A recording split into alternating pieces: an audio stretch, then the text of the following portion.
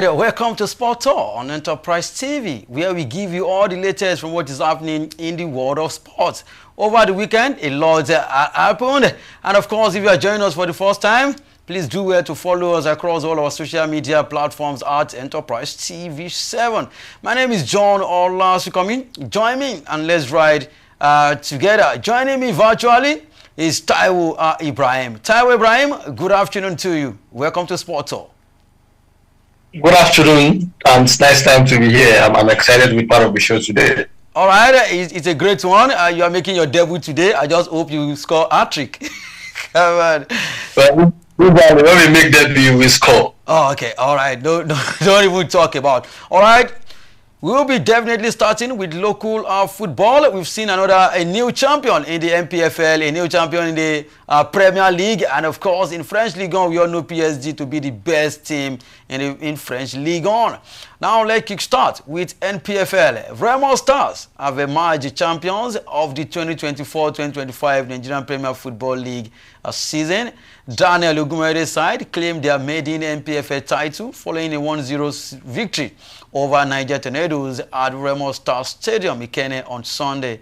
The man called Olamilekan Adedayo scored the decisive goal 6 minutes from time. Good news coming all the way from Ikenne. Taiwo, you know, Remo Stars have been knocking the door for the past 2-3 seasons now, if I'm not mistaken. And of course, the last time a team from Southwest won the MPFL was over 2 decades ago, like 25-26 years back. And this is good news for all the Southwestern teams and, of course, their supporters. So what are your thoughts on this one? Good one for Daniel Ogumodede and his boys. What are your thoughts on Remo Stars clinching their first MPFL title? Yeah, good one. First of all, I'll say congratulations to Daniel Ogumodede. He's a coach I've known for a very long time, and he's a coach that's... They call him Jabal. Yes, he's a coach that stands he's very passionate about football, and he stays glued to whatever he believes in. I followed that team for close to 5 years, and there was a time I said on radio that in terms of structure, Remo Stars is the best team in Nigeria. You see their players promote from the youth team to the senior team, and then this is not the reward for structure. If there's a lot of lessons to learn from the Remo Stars triumph of the MPFL, because last season they finished second, the previous season they finished second. In the 3 seasons ago they finished third. So they've been knocking on it. It's a progress. You know, they say progress is a process. You know, yes, of course. Remo Stars title winning feats this season has shown us that if you follow the right step and you put the right structure in place, success will not be far from the door. And for them, nobody gave them a chance at the beginning of the season. Of course, you know they've been knocking at the door, but you know that you want to tip the state-owned clubs higher than the private-owned clubs, because you know the state government, they can pour in money, they can do all these things, but it's not about pouring in money, it's about putting the right structure in place. Because if you are spending money, there's no structure, you just be spending money, the money will not show.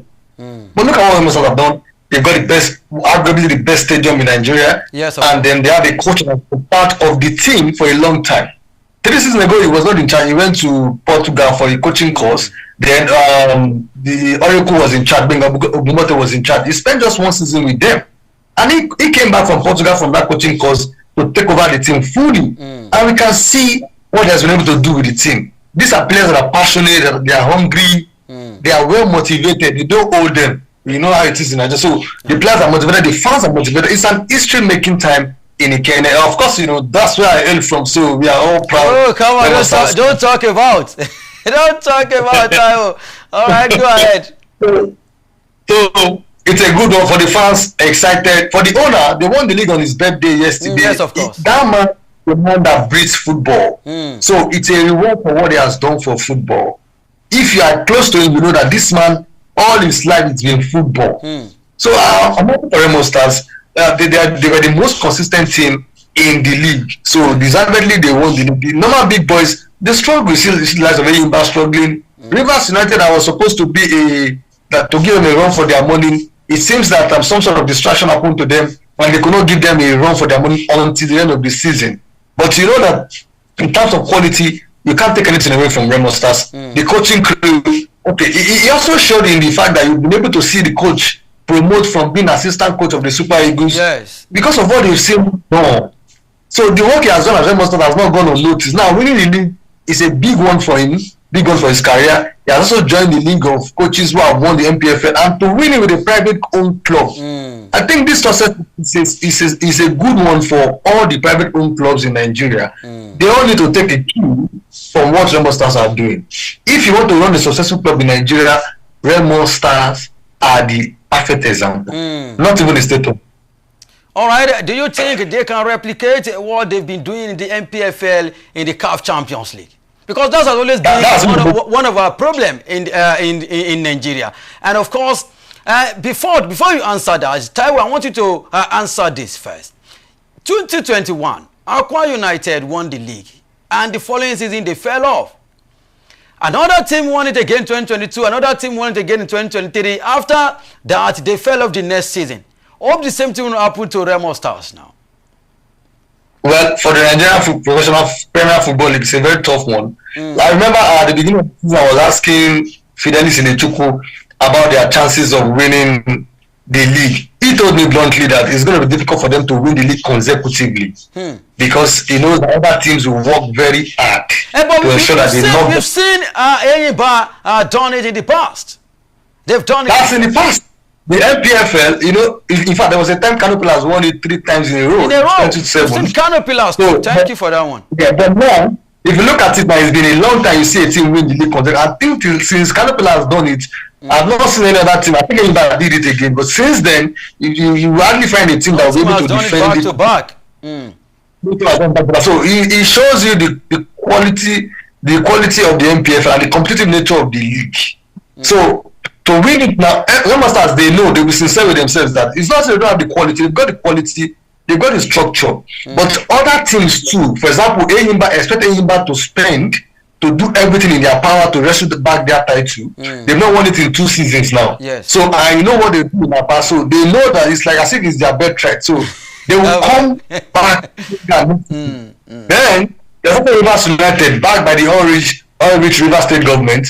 They will also want to do something at the end of the season. So when it comes to spending, you know, Remo Stars may not have the financial power to struggle to compete with all these state government clubs. But for them to have won the league, good one, let them just stay with it. Just prepare to do well in the Champions, because it's not about even winning in the second time. It's about ensuring that you give Nigeria a good representation on the continent. Yes, of course. I was about to ask you about CAF Champions League too. Exactly. I can't say they win it back to back, but this will let them savor the enjoyment of winning this for the very first time in their history. But winning back to back, I think it's a long call. All right, thank you for your contribution. Let's take a look at all the results. Plateau United 2, Bendel Insurance 1, Kwara United 4, Lobby Stars 0, Rangers 1, Enyimba 2, Sunshine Stars 2, Katsina United 1, Abia Warriors 3, Shooting Stars 1, Bayelsa United 2, Academy Warriors 1, Akwa United. They are still trying to survive relegation this season. They defeated Ikorodu City 2-1, though they are still 18 on the log table. Nasarawa United 1, Atlant 0. Away from MPFL, let's move straight to the under-17. Former Nigerian under-17 head coach Manu Gaba has spoken out, blaming the decisions of ex-Nigerian Football Federation president, talking about Amaju Pinnick for the decline in the country's youth football. Gaba, who led Nigeria's Golden Eagles to victory in the 2013 FIFA Under-17 World Cup, believes that Pinnick's policies directly contributed to the downfall of Nigeria's once dominant youth teams. Do you agree with Gaba, Manun? If there is one thing, when I was growing up, I would talk about World Cup. One thing that I know Nigeria for is under-17 World Cup. I've seen them won it in the past from 1993. You know, they won it several times, you know, the 2007, 2013, like that.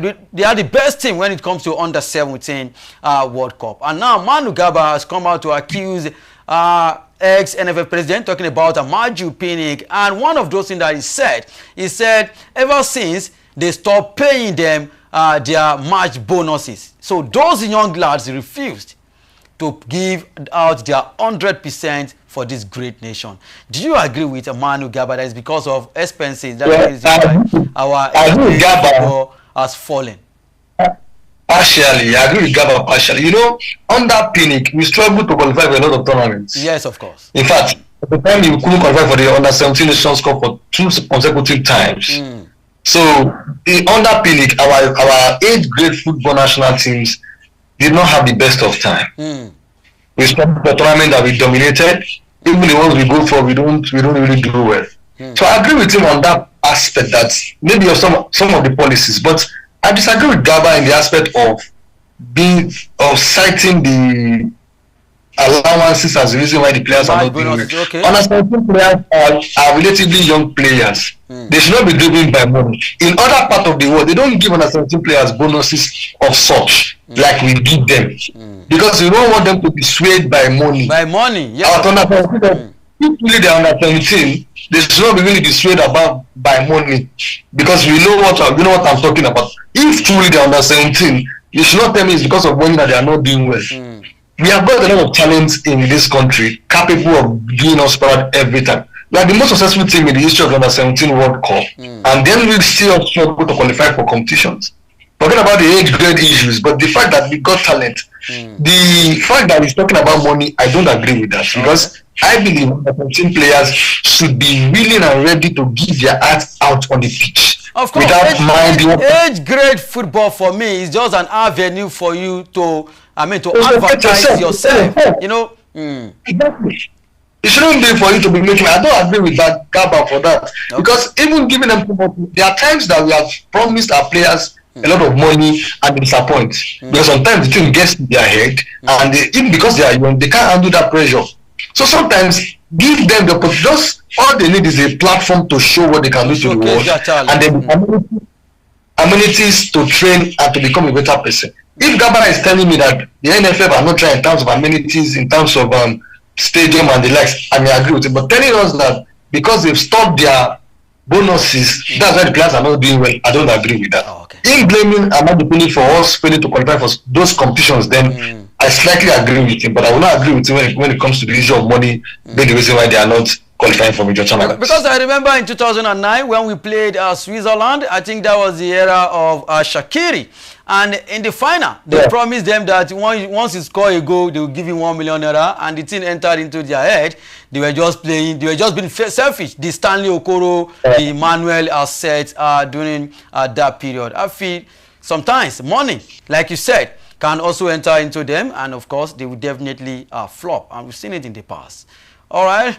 Exactly. Away from that, let's move straight to the camp of the Super Eagles. The Russia Football Federation, RFF, has confirmed Luzhniki Stadium in Moscow as the venue for the upcoming international friendly between Russia and Nigeria. The match will mark the first ever senior level meeting between the two nations, although they have faced off multiple times at youth levels. And Tawe Ibrahim, do you think this is we have a Nations Cup to play.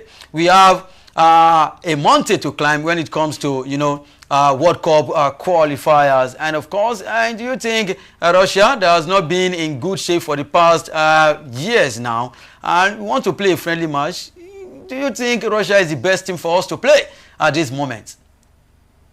Well, sometimes, I don't understand what the NFF does, you are preparing a team for a competition, and they're preparing them because you are playing the World Cup qualifiers first, before the Nations Commission in December.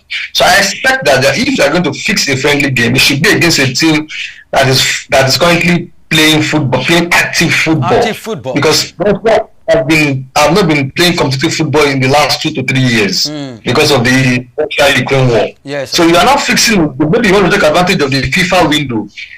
I am not fixing against a Russian team that has nothing to play for. They are not playing competition. They are not playing European qualifiers. They are not playing UEFA Nations League. They've been banned.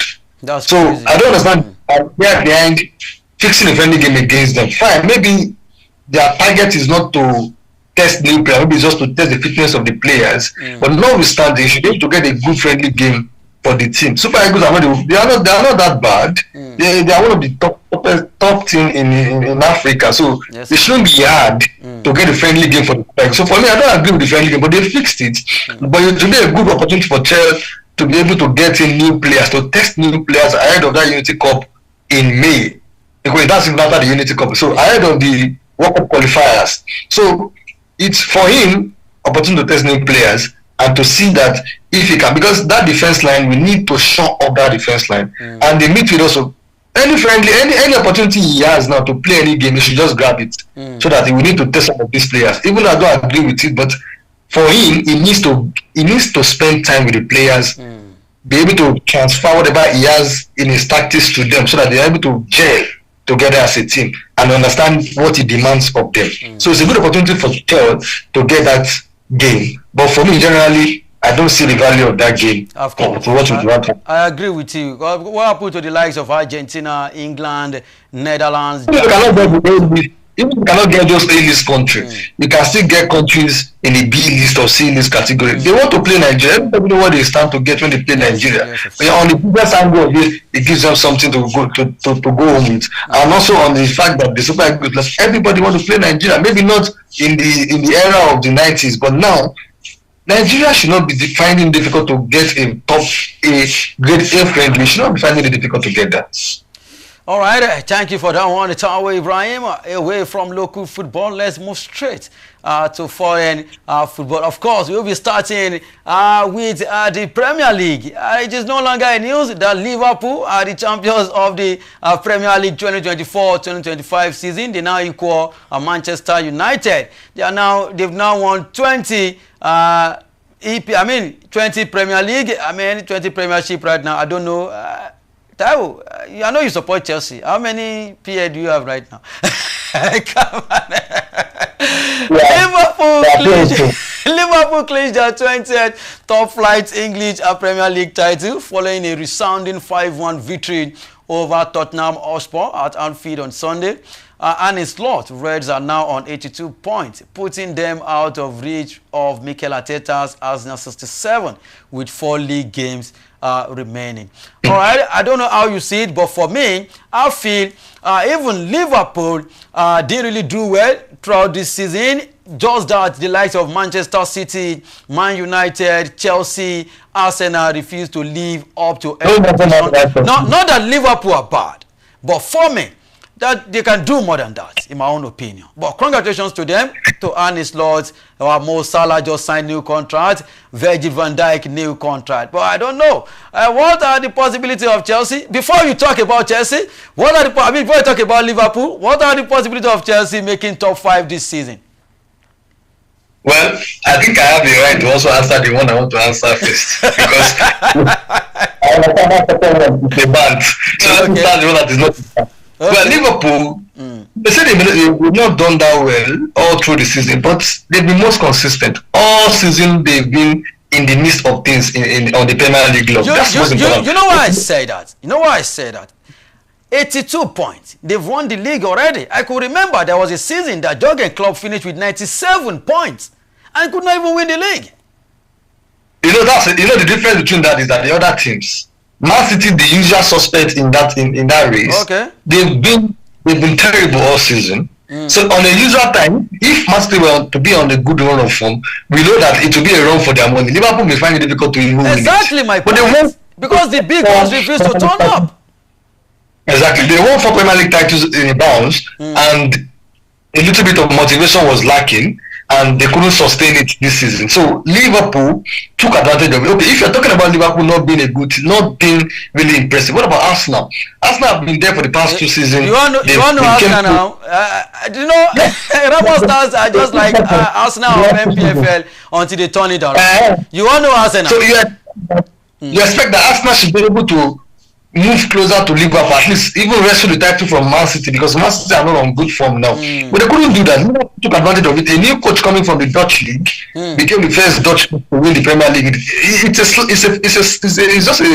It's a shame on Arsenal because fine, say they've had injury crisis at a point in the season, but every team have always had 1 or 2 crises in the season. It just depends on how but for Liverpool, you can't take anything away from them. In fact, the reason I only agree with you on the basis that towards the end of the season, towards March, April, that particular week that they lost out in the Champions League and losing out in the Carabao Cup to Newcastle United was the time when their season was able to they had a deep in form at a point in time, but when it mattered most, they were able to get the wins. Against the bigger teams, they got some points. Against the smaller teams, they took them to the cleaners. Sometimes that's what you need to win the league. It's not the games you play against the big boys that wins you the league. But the result. It's games against lesser teams. You can't play the big boys every day now. Yes, the big boys, maybe they are in England, you just play them. But the ones, if you lose against the big boys, you can gather the points against the small teams. But they did that. Salah was unplayable this season. He did what he could do. Van Dijk providing them defensive stability and leadership at the back line. Alisson, when he was fit, he did his job well. So it's just a shame that other teams could not be able to vie for the title to the end of the season. That's the reason Liverpool won the title with 82 points. It does not take anything away from them. It's because other teams. Okay, you mentioned Arsenal. You mentioned Liverpool finishing 97 points on that club. Why? Because and they couldn't still win the league. Yes, of course. They couldn't win the league because Man City were on fire. They won the league in that season. So now it just shows you how the chasing pack. Okay, now look at Nottingham Forest. Nottingham Forest has been third almost all season. On a normal season, you will not see Nottingham Forest even in the top 5. Yes, of course. So it shows you that the quality, the teams you expect to really vie. Chelsea, they've been either here nor there. Man U don't even go there. They've been battling with relegation. So where are the other teams that you expect to battle with? Liverpool. Man City, they struggled all season. So Liverpool just took advantage of the fact that other teams did not really come to the party this season. So they took their own game to the A level and they won the league comfortably. And congratulations to them. Even though I may not like to wish Jerry congratulations, but I know that now they won the league. They have to celebrate with the champions. You will not allow us rest now. Yes, they deserve that right too. And kudos to Slot for winning the league. To win the Premier League in your first season says a lot about you. It's not a league that you can just come. After has been there for 5 years, it's not been close. That's you know. I thought I would be wondering how does this guy achieve this feat? And if you look at that, they really got in a quality. He has not really changed too much in the team. The same players, just 1 or 2 additions, and now they've won the league. So sometimes luck has a role to play, and there are times that also quality decision making has a role to play. So everything has worked together for Liverpool. I have to say congratulations to them. All right, big congratulations to Ernest Lois and the boys talking about Liverpool in their last, against Tottenham. They even won 5-1. That's crazy. All right, let's take a look at other results. In as much as Tawo Ibrahim has refused to answer Chelsea question. Oh, sorry. Let me quickly say that. I forgot. Let me quickly mention that. Okay, go ahead. Okay. Now, for Chelsea, playing in the Champions League will be tough. You know why? At the point in the season, they started well, like a house on fire. Once we enter the second half of the season, they've been struggling to win games. Even away game, they end their first away game of the year against Fulham 2 weeks ago. But now it seems that the team is struggling. Palmer is off color. The defenders are struggling. Now they have 3 tough games. They have 4 games to go. They are going to play Nottingham Forest, Liverpool, Manchester United. It's a slippery game for them. But if they are able to get positive results against Liverpool, may feel a young side because they've won the league already. Manchester United, they have nothing to play for. But Nottingham Forest is a game I think that they may struggle to win. But if they are able to get positive results in that game, they can make to the Champions League because other teams will still play each other. But Chelsea, look at their quality. Now they were able to get a last gap win in their last game and won their last 2 games. If they can get that momentum, Lavia is back, a very important player for the team setup. If they're able to get 1 or 2 positive result in those 3 games, I believe they should be able to make the top 5. But it's a tough one. There's Aston Villa breathing down their neck. There's Newcastle United. There is Man City, who also want to sneak into the Champions League club because for them, qualifying for the Champions League is a trophy for them this season. So they have to do that, even though they're in the final of the FA Cup. But it's a tough race, but I think Chelsea might just make it at the end of the day. All right, let's see how it goes. That is all. Liverpool 5, Tottenham 1, Bournemouth 1, Manchester United 1, Southampton 1, and Fulham 2, Brighton 3, West Ham 2, Newcastle United 3, Ipswich Town 0, Wolves 3, Leicester City 0, Chelsea 1, stubborn Everton 0. FA Cup result: Crystal Palace defeated Aston Villa 3-0, and Nottingham Forest 0. Manchester City to be seen Man City versus Palace in the final of the FA Cup. Away from the Premier League, let's move straight to Spain, where Barcelona beat Real Madrid 3-2 in a thrilling and bad-tempered Clasico that went to extra time. To claim a record-extending 32nd Copa del Rey title, Pedri, the young man, scored from distance to earn Barcelona the lead. What a fantastic goal from Pedri, only for Kylian Mbappe to level the score with a sublime free kick strike. His first from direct free kick. Tchouaméni headed Real Madrid in front, but Ferran Torres struck late on to force extra time, which I single-handedly blamed Courtois for that goal. And the defender Koundé then hit a dramatic 116-minute winner from Ray. Taiwo Ibrahim, did you see it coming before the final? They defeated Madrid back-to-back already. They won them 5-2, 4-0, and now Copa del Rey final. Do you think? Of course, I saw a news this morning that Carlo Ancelotti is heading to Brazil. Well, for the Copa del Rey final, I think Barcelona to win because I wasn't comfortable with the way Real Madrid made that referee. They put him under the bus before that game. They were just trying on more unnecessary issues. So Barcelona on form, they've defeated them twice already before that final, and we expect that they're able to take it to another level. We have to give kudos to Barcelona under Hansi Flick this season. They've been phenomenal. Even though when they had a blip in December, they were able to pick up themselves again and to also ensure that they are on course to win another treble this season. Fantastic game for neutrals. It was an interesting one. Real Madrid came to fight as usual, and eventually they couldn't even meet up to what Barcelona could offer. The game could have been over during the regulation time because Barcelona were clearly the better side, had more chances, created more opportunities, but they couldn't finish some of their chances, and then the game went into extra time. I would have thought that if Real Madrid won that game, it would have been an injustice to Barcelona because they were the better side. And I was happy when Ferran Torres equalized in the second minute to send the game into extra time. So overall, a good game for neutrals, and maybe for Real Madrid, not a good game. They couldn't really exert themselves on that game. Barcelona dominated from almost start to finish, and the likes of Yamal bringing an A game to the table, Pedri, the youngsters showing that sometimes football, age may not really matter in football because look at what those boys are doing on a weekly basis in a final game, no pressure. You know, that boy was just playing as if he's playing against his age mates. So kudos to Flick for what he has done. For Ancelotti, I think it's time for him to leave. Real Madrid have struggled this season. When they look at the way Arsenal took them to the cleaners, Barcelona have beaten them 3 times this season, conceding 10 goals in those 3 games. And you know, it's a crime when you are as a Real Madrid, you're losing 3 times to Barcelona in a season. It will bring pressure to you, and the people begin to ask questions about your capability. You can't take anything away from Ancelotti because you know his qualities. He's won 5 Champions League titles as a coach, as a player. You know what he brings to the table. But this season, it seems that he struggled to merge in Mbappe and their front four together. So they've been able to lack. They've been struggling with balance. So defensively, they've been poor. Maybe going forward, they score goals, but they can't get that balance. So it's time for a change. Brazil have been looking for him for the past 2 to 3 years. Now he also knows that Real Madrid might not continue with him at the end of the season. So for me, he has to go to Brazil to start a national team adventure and then see if he can help Brazilian national team revive their fortunes. But for Real Madrid, they still have a long way. This season, they have the only chance of winning the league by wrestling that title from Barcelona. But it doesn't look likely because Barcelona, even when they are not playing well, they will sneak out, they win. But Real Madrid, you can't say the same thing about them. They've got individual talent, but it's not been able to come out as a team, when you need them. The collective effort is not there. All right. Not there.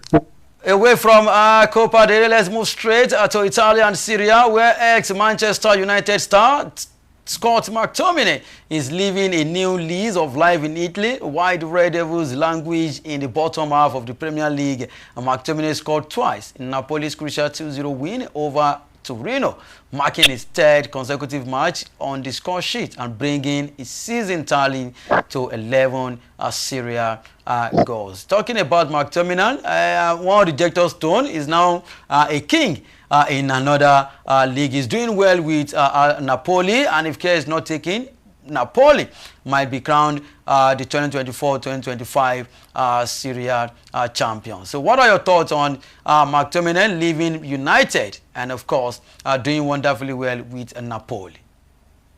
Sometimes as a footballer, all you need is a coach that believes in you. We all know how Conte all the way to get McNamee in the summer.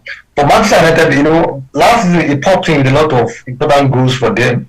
But the player, the fans were complaining that it's still not the quality they desire in the team. But when it comes to grit, when it comes to outdoor, when it comes to tenacity, he can give you that. And Conte is the kind of coach that loves players that are tenacious, players that can give their all on the pitch, and they can also pop in all goals. But for McTominay, he has been an important player for them, popping in with important goals when they need those goals. So I'm not surprised that he's been scoring important goals in Italy, because he's never a coach that believes in him, that gives him regular playing time. And there are times you wonder what Conte tells these players, because they don't want to go on the pitch of play to die for him.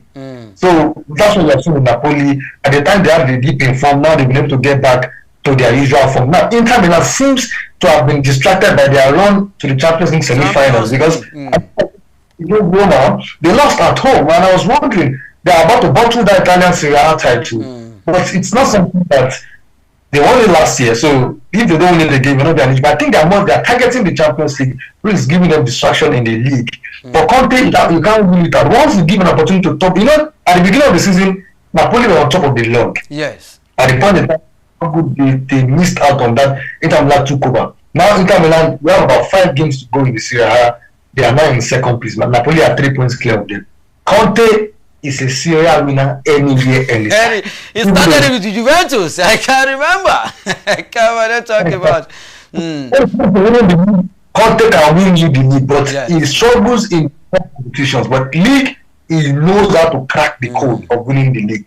But for Inter Milan, I think it's still open. They still have 4 games to go if they can still find their consistency again. But I see that league title going down to the wire until the end of the season. So who will now win it? Both sides have been impressive.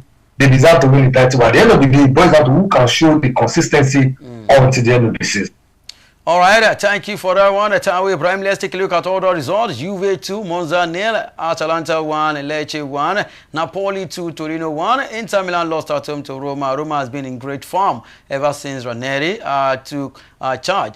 Como, Fabregas also doing well. Lost, won at home, 1-0 against Genoa. Venezia lost to AC Milan 0-2. That is how much we can take on Sport Talk on Enterprise TV 7. Endeavor to subscribe and click the notification bell to get notified of all alerts. Follow us across all our social media platforms at Enterprise TV 7. Like, share, and engage in all our content. Visit our website at www.enterprisetvnews.com for all the news you can use, the inclusive and the live update. Tawi Ibrahim has been great on the show this wonderful afternoon. Tawi Ibrahim. Thank you very much for having me. It's a pleasure to be part of the show this afternoon. All right, my name remains John Olasukomi. See you next time.